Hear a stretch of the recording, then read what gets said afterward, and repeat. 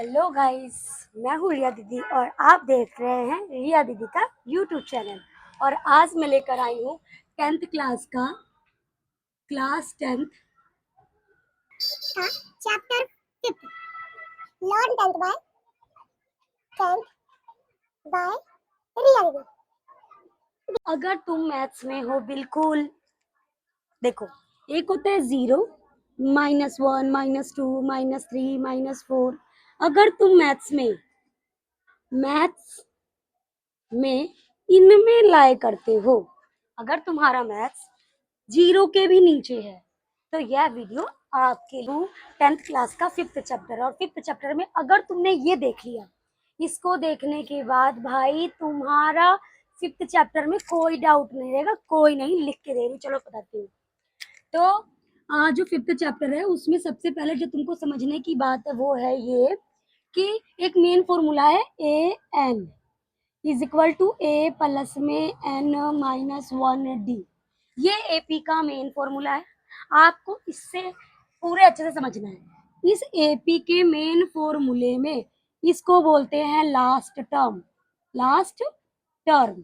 जिसको बोलते हैं अंतिम पद। इसको बोलते हैं फर्स्ट टर्म, जिसको बोलते हैं प्रथम पद। और इसको बोलते हैं पद को बोलते हैं टर्म। क्या बोलते हैं? टर्म। और इसको बोलते हैं सार्व अंतर, जिसको बोलते हैं हम कॉमन डिफरेंस। क्या बोलते हैं इसको? Common difference. तो ये बेसिक चीजें हैं जो आपको इस फॉर्मूले में पता होना चाहिए। उसके बाद जो मेन चीज है वो ये है कि जो एन है, जो मैंने ये एन लिखा है, एन को क्या बोला है? Term. N always possible natural number होना चाहिए n. N natural number means कि एन की वैल्यू हमेशा 1, 2, 3, 4, 5, 6 डॉट डॉट डॉट इंफिनिटी तक जाना चाहिए एन की वैल्यू। और एन की वैल्यू अगर तुमने सॉल्व किया और नेगेटिव आ गया, फ्रैक्शन में आ गया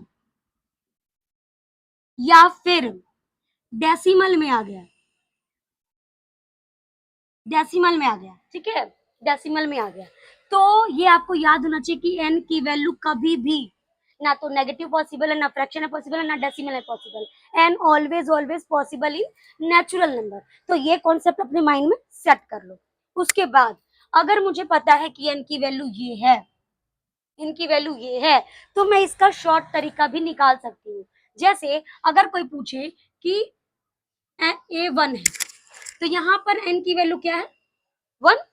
यहाँ पर एन की वैल्यू क्या रिप्रेजेंट कर रहा है? 1। अगर मुझे पता है कि एन की वैल्यू 1 है, सो अगर मैं इस पे पुट करूंगी तो A1 is equal to A plus में एन की जगह क्या लिखू? 1 -1 इंटू में d. Okay, so A1 is equal to A plus में 1 में से 1 गया 0 इंटू में डी। सो A1 किसके बराबर आ गया? ये ए प्लस में 0 से इसको मल्टीप्लाई करेंगे 0, सो A1 इज इक्वल टू ए। तो तुमने यहाँ पर ये भी प्रूव कर लिया कि अगर तुम्हारे पास कोई भी एपी A1 गिवन है, A2 गिवन है, A3 गिवन है, A4 गिवन है, dot dot dot dot AN given है, अगर तुम्हारे पास एपी में अगर जैसे एपी कोई गिवन है तो तुम्हें पता होना चाहिए कि जो ये ए है, A1 है, वो किसके इक्वल है?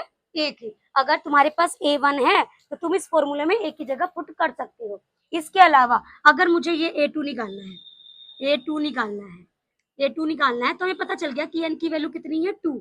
ठीक है, तो मैं इसमें पुट करती हूँ, तो ए प्लस में 2 -1 डी।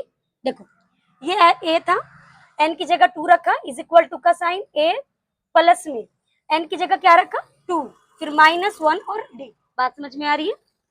अब देखो ये ए है, प्लस में 2 में से 1 गया 1 इंटू में डी।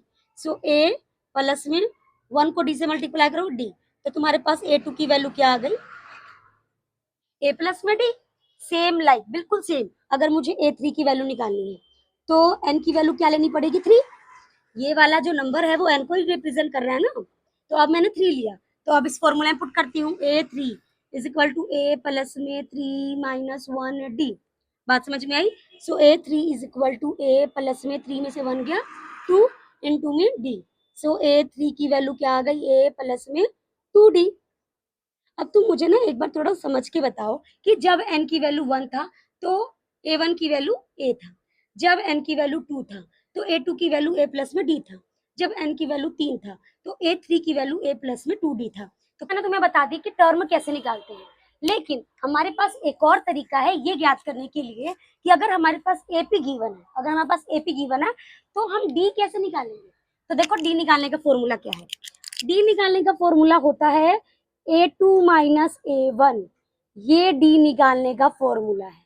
और यही नहीं, अगर तुम्हें D निकालना है तो A4 माइनस A3 भी कर सकते हो, A3 माइनस A2 भी कर सकते हो, ऐसे ही A2 माइनस A1 भी करोगे तो इसका आंसर भी D आएगा, इसका आंसर भी D आएगा, इसका आंसर भी D आएगा। और नहीं समझ में आ रहा तो आओ तुमको चेक करके बताती हूँ कि D कैसे आएगा। इनमें से कोई भी मैं सॉल्व कर देती हूँ, कोई भी तुम कहो तो मैं इसको सॉल्व कर देती हूँ, कर दो इसको सॉल्व। चलो देखो, यहाँ इसको मैं यहाँ सॉल्व कर रही हूँ, थोड़ा ध्यान से समझना। देखो ये D है और मैंने लिखा A4 माइनस A3 करूंगी तब भी मेरा आंसर D आएगा। तो देखो ये D है, ये D है। A4 निकालना अभी थोड़ी देर पहले सिखाया था, जो मैंने बोला था कमेंट पे फेंक के मारो, वो वाला। तो A4 का आंसर A4 निकालने का तरीका A प्लस में 3D बताइए। चलो तो पुट कर दो A प्लस में 3D, फिर ये वाला माइनस A3 निकालने का फॉर्मूला A3, ये A4 था तो A3 क्या होगा A प्लस में 2D, बताया था, बताया था।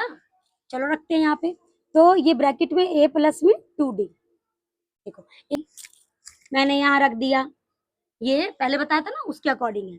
अब देखो D इज इक्वल टू ये A प्लस में 3D माइनस माइनस से टकराएगा तो A माइनस का, ये से टकराएगा तो माइनस 2D। अब देखो ये प्लस का है, ये माइनस का है ना, तो A से A कैंसिल। देखो जब सेम चीज होती है, एक प्लस में एक माइनस में, तो कैंसिल। सो D की वैल्यू देखो, D को मान लो डोमिनोज पिज्जा, क्या मान लो पिज्जा, वो भी डोमिनोज वाला। कौन सा डोमिनोज वाला, तो यहाँ डोमिनोज का कितना पिज्जा 3, और वो प्लस का मैंने बताया था कि प्लस का दिखे तो बस सोच रहा बचा लिया, माइनस का दिखे तो खा लिया। तो यहाँ पे डोमिनोज जो 3 पिज्जा है वो बचाया हुआ है, बचाए हुए पिज्जे में से उसने डोमिनोज का 2 पिज्जा खा लिया, तो 3 में से 2 गया, कितना बचा 1, तो डी के बराबर आ गया। अगर तुमको ये समझ में आया तो तुम डी की वैल्यू इससे निकाल कर दिखाना एक बार। चलो कमेंट में फेंक के मारो उसका आंसर। मेरी बात सुनो ध्यान से, ये कॉन्सेप्ट पहले आपको समझना है अच्छे से, नहीं समझ में आया तो कमेंट करना दीदी मुझे नहीं आया, बोल सकते हो, मैं बता दूंगी। तो तुम्हें क्या करना है, अच्छे से समझना है, समझने के बाद तुम मुझे कमेंट पे करना कि दीदी ये तो मुझे अच्छे से समझ में आ गया, अब मुझे 5th चैप्टर समझा दो, तो दीदी तुम्हारे लिए 5th चैप्टर यूं बना के लाएगी। तो चलो लाइक कर दो, सब्सक्राइब कर दो।